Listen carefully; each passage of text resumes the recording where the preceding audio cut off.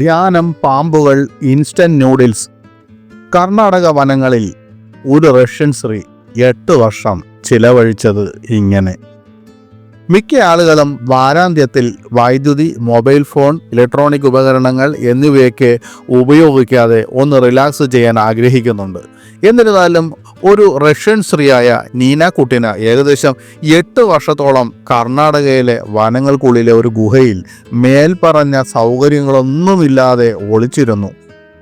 ഗോകർണത്തിനടുത്തുള്ള ഒരു കുന്നിൻ ചെരുവിലെ ഗുഹയിൽ തൻ്റെ 2 പെൺമക്കളോടൊപ്പം താമസിച്ചിരുന്ന 40 വയസ്സുള്ള റഷ്യൻ സ്ത്രീ, അവളെ ഇപ്പോൾ മോഹി എന്നറിയപ്പെടുന്നു. ധ്യാനിച്ചും വരച്ചും ഇൻസ്റ്റന്റ് നൂഡിൽസ് കഴിച്ചും ജീവിച്ചും ദിവസങ്ങൾ ചിലവഴിച്ചു. വൈദ്യുതിയില്ല, ഫോണില്ല, പുറം ലോകവുമായി ഒരു ബന്ധവുമില്ല.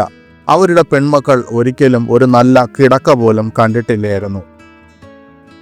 കഴിഞ്ഞയാഴ്ച ഗോകർണത്തിനടുത്തുള്ള വനത്തിനുള്ളിൽ ഒരു പതിവ് പെട്രോളിങ്ങിനിടെ പ്രാദേശിക പോലീസ് ആ കുടുംബത്തിൻ്റെ വീട് കണ്ടെത്തിയപ്പോഴാണ് ആ ശാന്തമായ ജീവിതം വെളിച്ചത്ത് വന്നത്.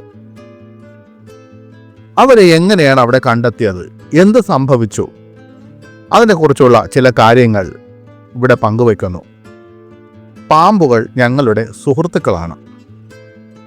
വെള്ളിയാഴ്ച കുന്ദ താലൂക്കിലെ രാമതീർത്ഥ കുന്നുകളിൽ മറഞ്ഞിരിക്കുന്ന ഒരു ഗുഹയിൽ ലോക്കൽ പോലീസ് അബദ്ധവശാൽ എത്തിയപ്പോൾ നീനയും അവളുടെ 2 പെൺകുട്ടികളും അതിനുള്ളിൽ ശാന്തമായി താമസിക്കുന്നതായി കണ്ടെത്തി. അതിനുള്ളിൽ ആത്മീയ ചായ്വുള്ള ഒരു റഷ്യൻ സ്ത്രീ, ഒരു രുദ്രവിഗ്രഹം, റഷ്യൻ പുസ്തകങ്ങൾ, ഹിന്ദു ദേവതകളുടെ ഫോട്ടോകൾ എന്നിവ സൂക്ഷിച്ചിരുന്നതായി ദി ഇന്ത്യൻ എക്സ്പ്രസ് റിപ്പോർട്ട് ചെയ്തു. 2 മാസമായി ആ പ്രത്യേക ഗുഹയിൽ തങ്ങളുണ്ടെന്ന് അവർ പറഞ്ഞെങ്കിലും 8 വർഷത്തെ ഇന്ത്യൻ യാത്രയുടെ ഭാഗമാണിതെന്ന് പിന്നീട് പോലീസിന് മനസ്സിലായി. പ്രദേശത്ത് മണ്ണിടിച്ചിൽ ഉണ്ടാകാനുള്ള സാധ്യതയുണ്ടെന്ന് പറഞ്ഞ് ഞങ്ങൾ അവളെ പുറത്തു വരാൻ പ്രേരിപ്പിച്ചു. Gokarna police sub inspector Sridhar SR പറഞ്ഞു. പ്രദേശത്തെ പാമ്പുകളെക്കുറിച്ച് മുന്നറിയിപ്പ് നൽകിയപ്പോൾ പാമ്പുകൾ ഞങ്ങളുടെ സുഹൃത്തുക്കളാണെന്നും നമ്മൾ അവയെ ശല്യപ്പെടുത്താത്തിടത്തോളം അവ നമ്മളെ ഉപദ്രവിക്കില്ല എന്നുമായിരുന്നു അവളുടെ മറുപടി. അടുത്തുള്ള വെള്ളച്ചാട്ടങ്ങളിൽ കുളിക്കാൻ പോകുമ്പോൾ പാമ്പുകൾ പലപ്പോഴും ആക്രമണത്തിന്റെ ലക്ഷണങ്ങൾ കാണിക്കാതെ കടന്നു പോകാറുണ്ടെന്നും അവൾ പങ്കുവച്ചു. കുട്ടീനയുടെയും കുട്ടികളുടെയും ധാരാളം ഫോട്ടോകൾ ഫോണിൽ നിന്ന് കണ്ടെത്തിയതായി ശ്രീധർ ഇന്ത്യൻ എക്സ്പ്രസിനോട് പറഞ്ഞു.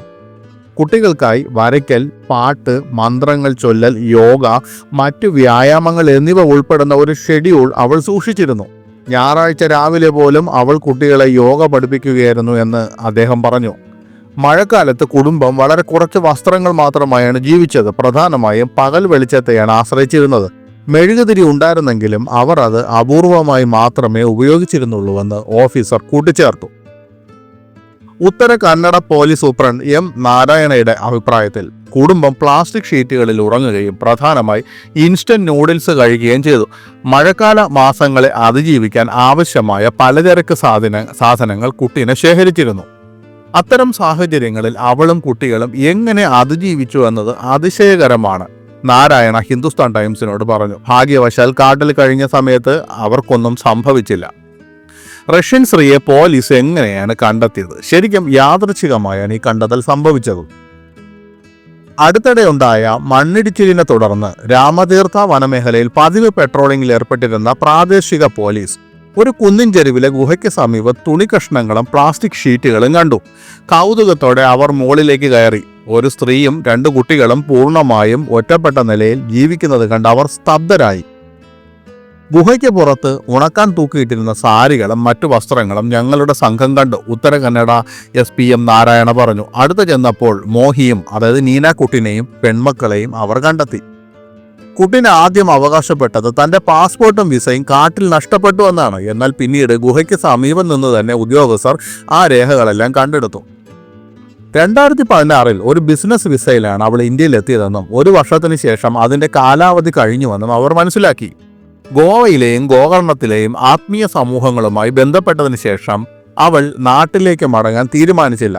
തന്നെ കണ്ടെത്തപ്പെടുമെന്ന് ഭയന്ന് ഹോട്ടലുകളും പൊതു ഇടങ്ങളും ഒഴിവാക്കി. കൂടുതലും വനങ്ങളിലും ഗുഹകളിലും വിദൂര പ്രദേശങ്ങളിലും താമസിക്കാൻ തുടങ്ങി. കാട്ടിൽ ധ്യാനിക്കുന്നതും പൂജ നടത്തുന്നതും തനിക്കിഷ്ടമാണെന്ന് അവൾ ഞങ്ങളോട് പറഞ്ഞു, ഒരു ഉദ്യോഗസ്ഥൻ ദി ഇന്ത്യൻ എക്സ്പ്രസിനോട് പറഞ്ഞു. കാട് തനിക്ക് സമാധാനം നൽകിയെന്ന് അവൾ പറഞ്ഞു. 2018 അവൾ നേപ്പാൾ സന്ദർശിച്ച് തിരിച്ചെത്തി. കർണാടകയിലെ വനങ്ങളിൽ വീണ്ടും സ്ഥിരതാമസമാക്കി. ചോദ്യം ചെയ്യലിൽ താൻ മുമ്പ് 2-3 തവണ ഒരേ ഗുഹയിൽ താമസിച്ചിട്ടുണ്ടെന്നും എപ്പോഴും മാനസിക ശാന്തത കിട്ടിയിട്ടുണ്ടെന്നും അവൾ പറഞ്ഞു. 6.5 വയസ്സും 4 വയസ്സും പ്രായമുള്ള അവരുടെ പെൺമക്കൾ ഇരുവരും ഇന്ത്യയിലാണ് ജനിച്ചത്. അവർ ശാരീരികമായി ആരോഗ്യവതികളും മാനസികമായി ഉണർവുള്ളതുമായി കാണപ്പെട്ടതായി ഉദ്യോഗസ്ഥർ പറഞ്ഞു. എന്നിരുന്നാലും അവളുടെ ഭർത്താവിനെക്കുറിച്ചോ കുട്ടികളുടെ പിതാവിനെക്കുറിച്ചോ ഒരു വിവരവും നൽകാൻ കുട്ടീന വിസമ്മതിച്ചു. അവനെക്കുറിച്ച് സംസാരിക്കാൻ ആഗ്രഹിക്കുന്നില്ലെന്ന് മാത്രം പറഞ്ഞു. ഗുഹയിൽ നിന്ന് പുറത്തു പോകാൻ മൂവരെയും പ്രേരിപ്പിച്ച ശേഷം ശങ്കരപ്രസാദ് ഫൗണ്ടേഷനിലെ 80 വയസ്സുള്ള ഒരു വനിതാ സ്വാമിജി നടത്തുന്ന സമീപത്തുള്ള ഒരു ആശ്രമത്തിൽ രാത്രി തങ്ങാൻ പോലീസ് അവരെ ഏർപ്പാട് ചെയ്തു. വൈദ്യുതി കാണുന്നതിലും ശരിയായ കിടക്കുകളിൽ ഉറങ്ങുന്നതിലും കുട്ടികൾ വളരെ ആവേശഭരിതരാണെന്ന് ഉദ്യോഗസ്ഥർ പറഞ്ഞു. മുമ്പ് ഒരിക്കലും അനുഭവിച്ചിട്ടില്ലാത്ത ആഡംബരങ്ങളായിരുന്നു അവർക്കതൊക്കെ. അടുത്തത് എന്താണ്? പിറ്റേന്ന് രാവിലെ സബ് ഇൻസ്പെക്ടർ ശ്രീധറിന് കുട്ടിനിയിൽ നിന്ന് റഷ്യൻ ഭാഷയിൽ എഴുതിയ ഒരു വാട്സാപ്പ് സന്ദേശം ലഭിച്ചു. കാട്ടിൽ നിന്ന് തങ്ങളെ വേർപെടുത്തിയതിൽ അവൾ ദുഃഖം പ്രകടിപ്പിച്ചു. അവൾ ഇന്ത്യയെയും കാടുകളെയും ധ്യാനത്തെയും സ്നേഹിക്കുന്നുവെന്ന് എഴുതി. ശ്രീധർ പറഞ്ഞു, അവൾക്ക് ഹൃദയം തകർന്നു. പ്രകൃതിയിൽ നിന്ന് അവളെ അകറ്റിയതിന് അവൾ ഞങ്ങളെ കുറ്റപ്പെടുത്തി.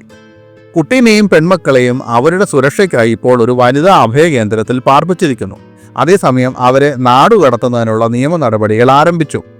ദി ഇന്ത്യൻ എക്സ്പ്രസ് പറയുന്നതിനനുസരിച്ച് സമാനമായ കുടിയേറ്റ കേസുകൾ കൈകാര്യം ചെയ്ത അഭിഭാഷക സഹന ബസവപട്ടണ വിശദീകരിച്ചത് ഫണ്ടിംഗ് പ്രശ്നങ്ങൾ കാരണം നാടുകടത്തലുകൾ പലപ്പോഴും തടസ്സപ്പെടുന്നുവെന്നാണ്.